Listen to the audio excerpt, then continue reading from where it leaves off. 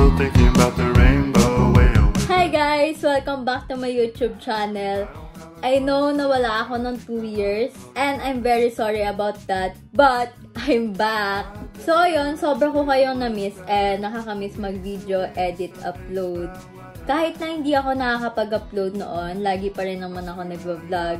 Hindi ko nga lang na-edit kasi sobrang busy noon sa school. But now, wala na ako sa Pilipinas, guys. Nasa Canada na ako. I know sobrang dami kong utang na chika sa inyo. Kaya eto, nagbabalik na naman ako. So, for today's video, mapapanood nyo yung pag-migrate namin dito sa Canada. Lahat ng process, simula sa Pilipinas hanggang sa makarating kami dito sa Canada. And yung mga susunod ko na i-upload is yung mga vlogs ko sa Pilipinas. And I'm sorry if magiging late upload lahat. But yeah, nagbabalik na naman ako. And babawi naman ako sa inyo guys. Hi guys! So, I just do a voice over kasi puro wala palang audio tong video. So yun guys, naalis na si Daddy. Pupunta na siyang Canada. Bye. Bye-bye. Miss ko kayo. Bye-bye. Wala nang magdadrive sa amin.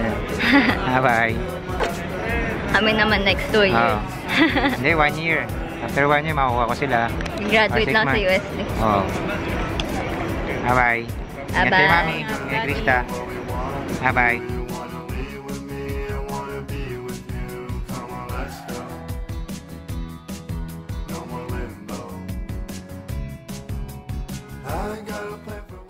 Si Daddy yung nauna sa Canada and after that, kami naman yung sumunod na kinuha niya. After 4 months na makaalis si Daddy, nag-start na rin kami ni Mami na mag-asikaso ng papers namin. So, una namin kinuha is valid ID, ayan, sa NBI.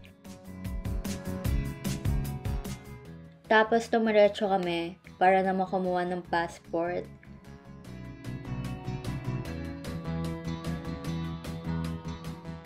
Mabilis lang yung process kasi after 1 month, nakuha na agad namin yung passport namin. Hininga na kami ng visa picture, ayan, kaya nagpa-picture kami. Nasa McKinley kami nito, ayan, nakakamiss yung Popeyes kasi kailangan ng International Certificate of Vaccination. Dati hinihingi pa sa airport. Ayan, yung mga pina-fill-upan sa amin na papers. Ito, June 2022 na, so sa VFS, Makati yan. Kasi after a few months, magpapamedical na kami niyan. So, kailangan namin yung biometrics namin. September 2022 kami nagpamedical sa St. Luke's sa BGC, Taguig. So, kumain muna kami before kami mag-proceed sa medical and madami silang pagpipilian sa kantin nila. And per country na pupuntahan nyo, depende yung babayaran nyo na price. So, sa Canada, 13,000 each yung binayaran namin para sa medical namin. So, January 2023 na yan and bumalik ulit kami sa VFS Makati and approve na yung biometrics namin. And after a month, dumating na yung visa namin sa Canada. Actually, January pa lang pwede na kami umalis. Kaso, inantay na lang namin yung graduation namin sa UST kasi, ayun nga, nag-face-to-face kami.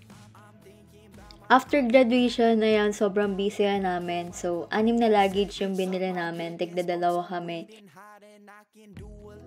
Tapos, bumili ako ng backpack. Hindi ko naman nadala dito. Tapos, namili kami ng mga chocolates. Papamigay namin yun. Tapos, ayan, namili kami sa okay-okay ng mga winter jacket. Sobrang daming jacket dyan. Ayan, kaya mga dami namin nabili. Naka 5K ata kami nyan.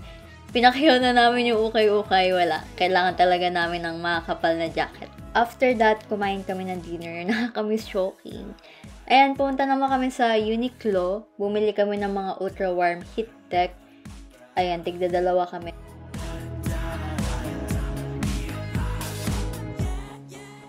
Yung leggings nila na heat tech din.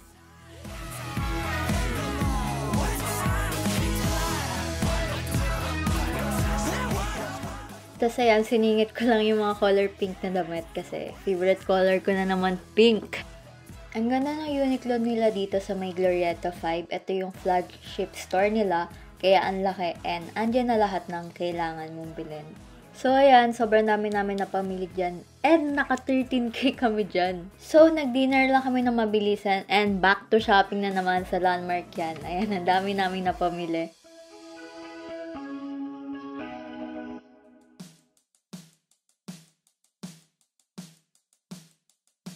So, ayan na guys, paalis na kami niyan. And June 30 talaga yung original na alis namin. Kaso, namob ng July 7. So, ayan, papunta na kami sa Tokyo niyan kasi connected flight kami. Ayan, ang laki ng Tokyo International Airport and sobrang ganda. Nag-lunch muna kami. So, in order ko dyan is beef udon and napakasarap. Grabe, nakakamiss. Andun din yung mga luxury store. Ayan, ang dami. Sana one day makabili ako dyan. Tapos namili lang kami sa souvenir shop nila. Punta na kami niyan sa Toronto and second to the last na flight na lang namin yan. And ayan, Air Canada yung sinakyan namin yan. So first time ko pala makasakay ng airplane sa buong buhay ko pero hindi naman ako natakot. Matagal yung flight namin from Tokyo to Toronto kaya yan natulog ako. Tapos pagising ko may pagkain na ulit. Tapos sunod lang ako ng movie. Then one last flight, nandun na kami sa destination namin. So, ayan, nasa Thunder Bay Airport na kami. And finally, isang biyahe na lang. So, kinabukasan na lang kami babiyahe kasi gabi na yan. Ito yung study and work permit namin yung mami, galing sa Toronto Airport. Sa hotel kami nagstay niya nung gabi and kinabukasan, mamimili kami sa grocery. And ayan yung mga breakfast nila. Tapos yung employer ni Daddy yung nag-asikaso sa pagstay namin sa hotel and siya rin yung magdadrive sa amin mamaya pauwi. Ayan, nag-grocery lang kami sa may Walmart, sa may Thunder Bay and first time ko lang makapunta sa Walmart. So, after namin mag-grocery is ayan, pauwi na kami. So, 2 hours drive yan. And ayun lang guys, thank you so much for watching this video. Sana nag-enjoy kayo. And see you on my next video. Bye-bye!